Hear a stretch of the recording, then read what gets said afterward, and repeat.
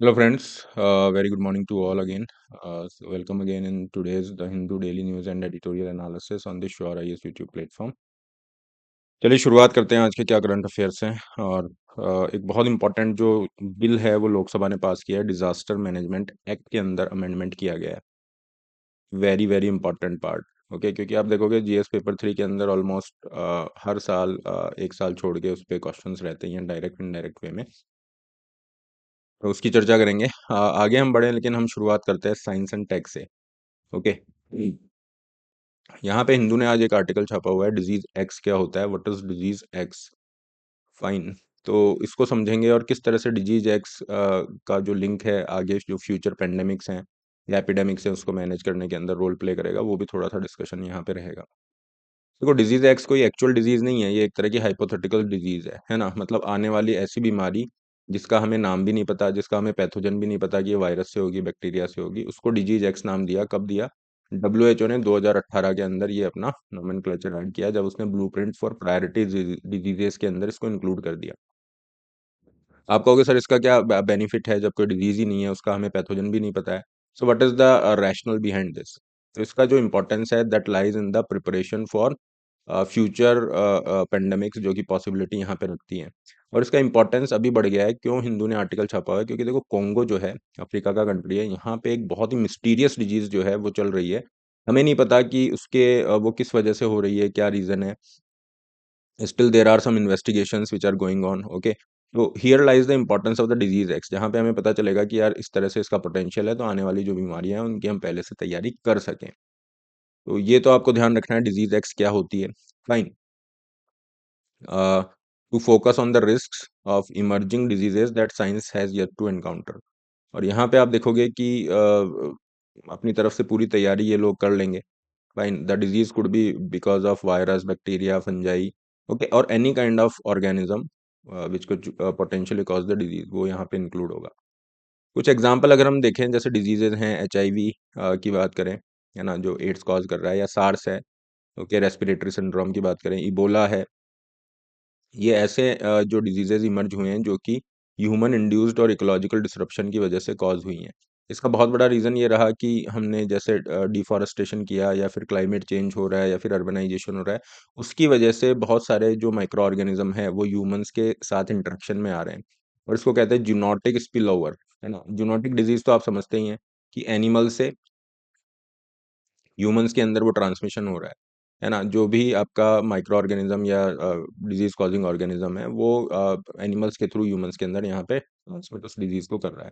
So we call it zoonotic disease and the process itself is called zoonotic spillover. तो यहाँ पे WHO यही कह रहा है कि देखो, ऑलरेडी लगभग 17 लाख 17 लैक्स या 1.7 मिलियन अंडर अनडिस्कवर्ड वायरस जो हैं वो वाइल्ड लाइफ में एग्जिस्ट कर रहे हैं, जो ह्यूमंस को इन्फेक्ट कर सकते हैं। वो पोटेंशियल कॉज वहाँ पे, और जिस तरह से हमारा इंटरेक्शन बढ़ रहा है, या फिर हम कहें जिस तरह से हम एनवायरनमेंट को डिस्टर्ब कर रहे हैं, उससे चांसेस बहुत ज़्यादा बढ़ जाते हैं। क्योंकि कोविड पेंडेमिक में हमने देखा था कि हाँ, वाइल्ड लाइफ से ही ये ट्रांसमिशन हुआ था। ओके, सो रिस्क अगर हम देखें, ऐसे रीजन जहाँ पे बायोडाइवर्सिटी बहुत ज़्यादा है, जिनका हेल्थ केयर सिस्टम बहुत वीक है। हेल्थ केयर सिस्टम मतलब वहाँ पे सर्विलेंस और मॉनिटरिंग इस तरह के प्रोसेस इतने स्ट्रांग नहीं है ना। तो वहाँ से ये जो जूनोटिक स्पिल ओवर है उसके चांसेस बढ़ जाते हैं। और आज आप देखोगे जिस तरह से ट्रैवल ट्रेड हो रहा है, तो एक अगर कोई भी पेशेंट होगा, एक वहाँ से अगर दूसरे देश में वो ट्रैवल कर रहा है, तो बहुत तेजी से ये पेंडेमिक के चांसेस बढ़ जाते हैं, जो कोरोना में हमने देखा है, कोविड पेंडेमिक में यही हुआ है। इसके अलावा अगर हम देखते हैं जूनोटिक डिजीज़ के केस में काफ़ी सारे पैथोजेंस जो म्यूटेशन करते हैं, चेंज करते रहते हैं, अपने आप को अडॉप्ट करते हैं, या लैब एक्सीडेंट है, बायोलॉजिकल अटैक है, उससे भी डिजीज़ एक्स का खतरा बढ़ता है। अब हम कैसे अपनी तैयारी करेंगे, प्रिपेयर्ड मीजर्स, उसकी थोड़ी चर्चा कर लेते हैं। प्रेडिक्शन के अंदर चैलेंजेस क्या हैं? सबसे बड़ा चैलेंज तो यही है कि हमारे पास इन्फॉर्मेशन लिमिटेड है एग्जिस्टिंग पैथोजन के लिए, किस तरह की कॉम्प्लिकेशन वो कॉज कर सकते हैं। फिर दूसरा ये है कि क्लाइमेट चेंज जो है ना, ये डिजीज ट्रांसमिशन की जो प्रोसेस है उसको अल्टर कर रहा है। जैसे हम देखते हैं कि गर्म क्षेत्र हैं वो बढ़ते जा रहे हैं, है ना, एक्सटेंड हो रहे हैं पोल्स की तरफ, जिसकी वजह से वेक्टर बॉर्न डिजीज है उसका खतरा बढ़ता जा रहा है। ये एक अच्छा एग्जांपल है। फिर आप देखोगे tools like genomic sequencing AI help narrow the field but can not precisely detect the disease x, क्योंकि इसका प्रिसाइज डिटेक्शन आप नहीं कर सकते, लेकिन हाँ, अपनी तैयारी तो कर ही सकते हैं। प्रिपेयर्डनेस मेजर्स की अगर हम बात करें, क्या क्या हम तैयारी कर सकते हैं, तो ये पॉइंट आप ध्यान रखिएगा।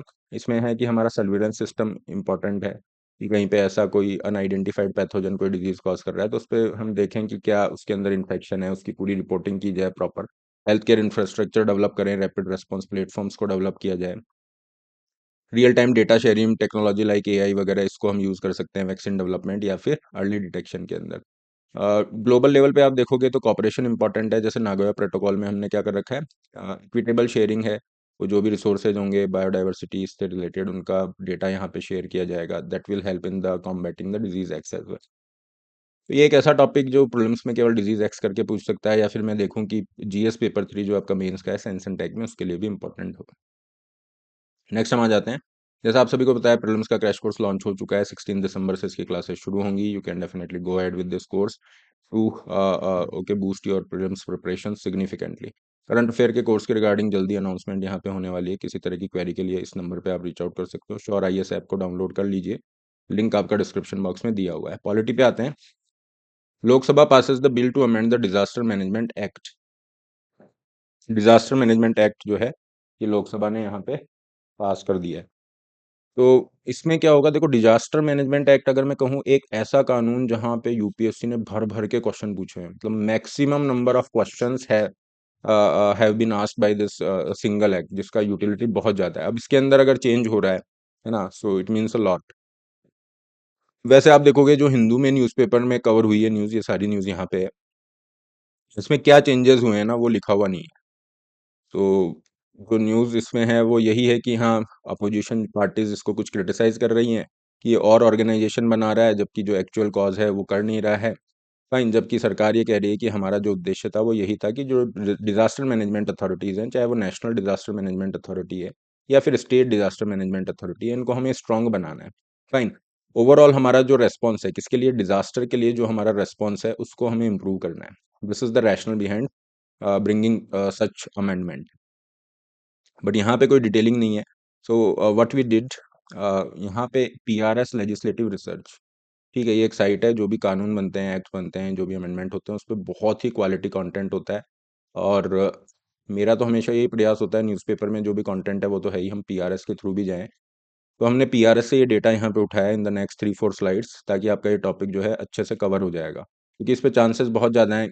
एक बहुत बड़ा अमेंडमेंट हुआ है, तो ये मान के चलो 101% इस पे क्वेश्चन रहेगा, 101%। तो हमने क्या किया, यहाँ पे क्वेश्चन की पॉसिबिलिटी बन रही है, ऐसा आइडिया है, तो फिर हमने इस पे एक्स्ट्रा कवरेज दे दिया। Getting this? तो इसका ऐसा मत समझना कि सर न्यूज़पेपर में नहीं छपा, आपने हमें एक्स्ट्रा बर्डन डाल दिया, ऐसा कुछ नहीं है। जो ज़रूरी हैं चीज़ें वो तो करनी पड़ेंगी, जिनको स्किप कर सकते हो वो वहाँ पे स्किप करिए। तो देखो हम जो भी बिल ने अमेंड किया है ना, उसको तो मैं बताऊंगा ही, थोड़ा सा उसका बैकग्राउंड भी बताऊंगा, वर्तमान में वो कानून जो है क्या था, अभी बिल ने क्या चेंज कर दिया है। ओके,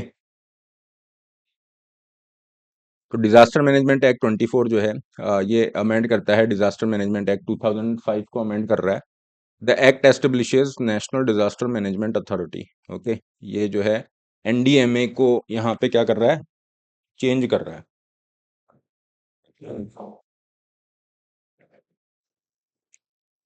तो अगर यहाँ पे हम आगे इसमें देखें, एक मिनट, देखो पहले जो एक्ट है उसकी थोड़ी सी वर्किंग यहाँ पे समझ लें, ताकि जो नए बच्चे होंगे उनको भी कोई यहाँ पे प्रॉब्लम नहीं होगी। वर्तमान में क्या है, नेशनल लेवल पे एनडीएमए बनी हुई है, स्टेट लेवल पे एसडीएमए बनी हुई है, डिस्ट्रिक्ट लेवल पे आपकी डिस्ट्रिक्ट डिजास्टर मैनेजमेंट अथॉरिटी बनी हुई है। ये क्या करेंगे, हर लेवल पे, नेशनल, स्टेट, डिस्ट्रिक्ट, अपने रेस्पेक्टिव लेवल्स पे क्या कर रहे हैं, डिजास्टर को मैनेज करने का प्रयास करेंगे। जो भी डिजास्टर मैनेजमेंट प्लान ये बना रहे हैं उसको इम्प्लीमेंट करना, अच्छे से डिजास्टर को टैकल करना, लोगों की लाइव्स को, प्रॉपर्टी को, उन सबको सेव करना। फाइन, आज अगर हम देखते हैं जो प्रिपरेशन है डिजास्टर मैनेजमेंट प्लान की, वो बड़ा कॉम्प्लेक्स प्रोसेस है। अगर आप डिजास्टर मैनेजमेंट प्लान को प्रिपेयर करोगे, तो वर्तमान में जो डिजास्टर मैनेजमेंट एक्ट है 2005, इसके अंदर क्या होता है, नेशनल एग्जीक्यूटिव कमेटी बनेगी, स्टेट में स्टेट एग्जीक्यूटिव कमेटी बनेगी to assist the NDMA and SDMA. Okay, तो ये जो एग्जीक्यूटिव कमिटीज हैं इनके माध्यम से एनडीएमए एसडीएमए को हेल्प मिलेगी। फाइन, अभी इन्होंने क्या किया है, इन्होंने कहा है कि अब एनडीएमए एसडीएमए खुद ही अपना बना लो मैनेजमेंट प्लान इस तरीके से, तो ये इन्होंने डायरेक्ट यहाँ पे प्रोसेस इंक्लूड कर दिया। ठीक है, ये थोड़ा सा आप ध्यान रख लीजिए। सेकंड, अगर हम लेते हैं functions of NDMA and SDMA, fine, तो इसमें क्या होगा, अंडर द एक्ट की functions of NDMA and SDMA eight their respective levels include ये जो इनके फंक्शंस हैं इसमें अगर आप देखोगे, reviewing the disaster management plan of the government department at present क्या फंक्शंस हैं वो इसने बता रखे हैं। एट प्रेजेंट मेजर जो आपके 3 फंक्शंस हैं वो यहाँ पे इन्होंने बता रखे हैं। जिसमें है कि जो भी डिजास्टर मैनेजमेंट प्लान आप बना रहे हो उसको रिव्यू ये लोग करेंगे, NDMA SDMA, setting the guidelines कि किस तरह से प्लान बनेंगे। और थर्ड अगर हम देखते हैं, provisions for the fund for disaster mitigation. Fine, अभी ये जो बिल आपका हुआ है add, the bill add certain functions for these authorities, क्या इन्होंने फंक्शन यहाँ पे ऐड ऑन कर दिए हैं, तो अमेंडमेंट में ये एडिशन हो गया है। अगर आपने स्टैटिक पोर्शन में डिजास्टर मैनेजमेंट एक्ट पढ़ रखा है तो उसमें ये एडिशन आपको करना है, यहाँ से लेके ये मैंने ये इस तरह से मार्क कर दिया। क्या है यहाँ पे function, taking periodic stock of the disaster risk, है ना, जो भी एक्सट्रीम क्लाइमेट इवेंट से भी अगर डिजास्टर बनते हैं उसको आपको आइडेंटिफाई करना पड़ेगा। Providing the technical assistance, okay, recommending the guidelines for minimum standard relief, ये बहुत अच्छा पॉइंट एक हो गया। Preparing the national and state disaster database, database में क्या इंक्लूड हो जाएगा, किस तरह का डिजास्टर है, कब हो रहे हैं, कौन से रीजन में ज़्यादा हो रहे हैं, कितनी उसकी इंटेंसिटी, उससे रिलेटेड जो भी डेटा है वो उसको फीड किया जाएगा। एनडीएमए और क्या फंक्शन यहाँ पे करेगा, असेसिंग द डिजास्टर प्रिपेयरनेस, कि स्टेट्स जो हैं वो किस तरह से डिजास्टर के लिए प्रिपेयर हैं या नहीं, तो स्टेट्स की असेसमेंट यहाँ पे है। और आप देखोगे अपोजिशन पार्टीज इसकी वजह से थोड़ा सा नाराज भी हैं, दे आर सेइंग कि आप जो यहाँ पे एक तरह से कंट्रोल वो करना चाह रहे हो, but this is indeed a kind of full proofing exercise, ताकि हम तैयार हो सकें डिजास्टर को मैनेज करने के लिए। Undertaking the post disaster audit of preparedness and response, ये भी बहुत अच्छा पॉइंट है। तो एनडीएमए को देखो इन्होंने पावर्स इंक्रीज कर दी है कि एनडीएमए यहाँ पे डिजास्टर की जो रेस्पॉन्स रही है उसको तो असेस करेगा ही, अगर कोई डिजास्टर होता है उसके बाद स्टेट ने कैसा परफॉर्म वहाँ पे किया है उसकी ऑडिटिंग भी हो रही है ना, कि अच्छा वहाँ पे रेस्पॉन्स था, प्रिपेयर थे या नहीं थे, या फिर कुछ इंप्रूवमेंट की जरूरत है, ये सारी चीज। Bill also empowers NDMA to make regulations under the act, इस एक्ट के अंतर्गत इसको रेगुलेशन बनाने की भी पावर है। ऑब्वियसली सेंट्रल गवर्नमेंट से अप्रूवल तो लेना ही पड़ेगा। आगे अगर हम देखें, अर्बन डिजास्टर मैनेजमेंट अथॉरिटीज, ये बहुत ही जबरदस्त एड ऑन इन्होंने किया है ना, ये सबसे पॉजिटिव पॉइंट अगर मैं देखूं, ये बहुत अच्छा पॉइंट यहाँ पे है। ये क्या कह रहे हैं, ये कह रहे हैं कि यार जितनी भी जो सिटीज वगैरह हैं जहाँ पे भी म्यूनसिपल कॉर्पोरेशन है, फाइन, उनके अंदर आप क्या करोगे, स्टेट गवर्नमेंट को ये अथॉरिटी दे दी गई है कि वो एक separate urban disaster management authority बनाएंगी। इसके लिए स्टेट की कैपिटल के लिए और स्टेट की सिटीज के लिए, वो सिटीज जिनके अंदर म्यूनसिपल कॉर्पोरेशन है। तो अब क्या हो गया, cities will be better prepared for the disasters, fine, क्योंकि हमने क्या कर दिया, इसको लोकलाइज कर दिया, इसको एसडीजी से जोड़ के देख सकते हो, ठीक है। The urban authority will comprise of, urban authorities जो होंगी यहाँ पे, ये जो अर्बन डिजास्टर मैनेजमेंट अथॉरिटी इस तरह से बना रहे हैं, तो इसमें म्यूनसिपल कमिश्नर होगा चेयरमैन के रूप में, डिस्ट्रिक्ट कलेक्टर वहाँ का रहेगा, vice chairperson, as vice chairperson, ठीक है, डीएम को यहाँ पे रखा है। और जो भी मेंबर जो स्टेट स्पेसिफाई करता है कि एक्स वाई जेड पर्सन यहाँ पे इंक्लूड होने चाहिए, तो इस तरह से इन्होंने कंपोजिशन कर दिया किसका, अर्बन डिजास्टर मैनेजमेंट अथॉरिटी, ठीक है। ये एक स्टेट गवर्नमेंट को यहाँ पे इन्होंने पावर दे दी है, और it will prepare and implement the disaster management plan को ये प्रिपेयर भी करेगा और इम्प्लीमेंट भी करेगा। तो ये आपने लोकलाइज्ड यहाँ पे कर दिया है इसको, फाइन। स्टेट के पास पावर है, उनकी अकाउंटेबिलिटी भी सेट होनी चाहिए। तो जो अभी हमने इससे पहले पॉइंट्स पढ़े हैं ना एनडीएमए के रिगार्डिंग, वो ऑडिट करेगा, वो एक तरह से अकाउंटेबिलिटी इंश्योर करने के ही पॉइंट्स हैं। उनको ऐसे नहीं देखा जाना चाहिए कि स्टेट गवर्नमेंट के ऊपर सेंट्रल गवर्नमेंट का कुछ कंट्रोल एस्टेब्लिश करने की कोशिश की जा रही है। बाकी तो फिर यही होगा कि फंक्शनिंग कैसे होती है, okay, it all will depend on that aspect, whether it is a part of cooperative federalism या फिर कुछ और ही चल रहा है।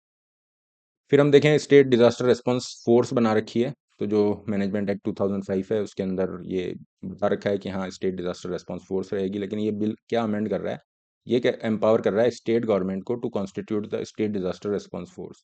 Okay, the state government will define the functions of SDRF और इसके वो सारी चीज़ें, तो स्टेट गवर्नमेंट को यहाँ पे इन्होंने एम्पावर किया हुआ है।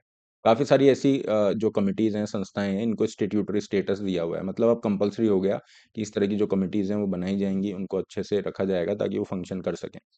जैसे कि नेशनल क्राइसिस मैनेजमेंट कमेटी है, इसको स्टेट्यूटरी फंक्शन, स्टेट्यूटरी स्टेटस दे दिया है इस एक्ट के अंतर्गत।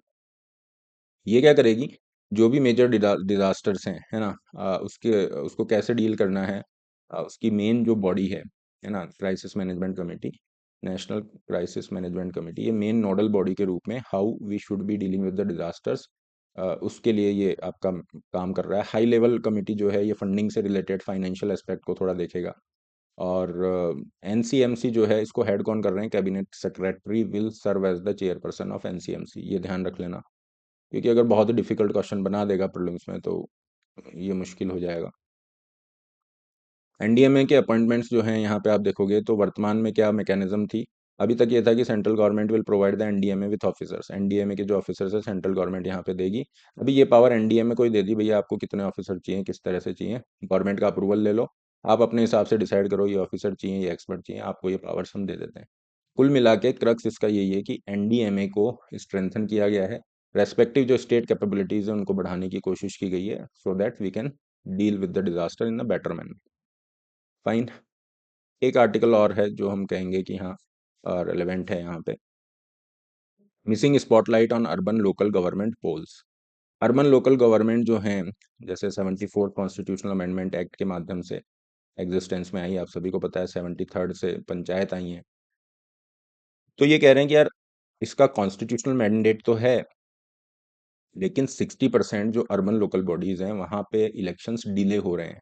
इलेक्शन डिले हो रहे हैं तो डिसेंट्रलाइज जो गवर्नेंस का आपका मुद्दा है, अकाउंटेबिलिटी मैकेनिज्म है या ओवरऑल गवर्नेंस है, दैट इज गेटिंग कॉम्प्रोमाइज्ड। ये इसका पूरा आइडिया है। तो इसको देख लेते हैं, एक ऐसी थीम जो इम्पोर्टेंट है। अर्बन लोकल गवर्नेंस जो है ना, ये वाला चैप्टर वैसे तो देखो प्रीलिम्स में पूछ सकता है, लेकिन ये मेंस के लिए ज़्यादा इंपॉर्टेंट, मेंस के लिए ज़्यादा इंपॉर्टेंट है। सो डिसेंट्रलाइज गवर्नेंस के लिए आपका 74th अमेंडमेंट एक्ट किया गया, ये आप सभी को पता है। वर्तमान में 4800 अर्बन लोकल बॉडीज़ हैं जो 60% जीडीपी के अंदर कंट्रीब्यूट कर रही हैं, 40% पॉपुलेशन को वो रिप्रेजेंट करती हैं। ठीक है, तो इतने बड़े स्केल पे अगर अर्बन लोकल बॉडीज़ काम कर रही हैं तो ज़रूरी है कि वहाँ पे पीरियोडिक इलेक्शन कराए जाएँ, ताकि urban governance, economic growth, quality of life को इंश्योर किया जा सके। ये कह रहे हैं कि अभी वर्तमान में ऐसी स्थिति है कि इलेक्शन काफ़ी सारे चैलेंजेस फेस कर रहे हैं। जैसे 60% अर्बन लोकल बॉडीज़ में तो डिले हो रहा है इलेक्शन, जिसकी वजह से डिसेंट्रलाइजेशन, अकाउंटेबिलिटी के इश्यूज़ हैं। Post election processes like council formation, इसमें भी डिले हो रहा है।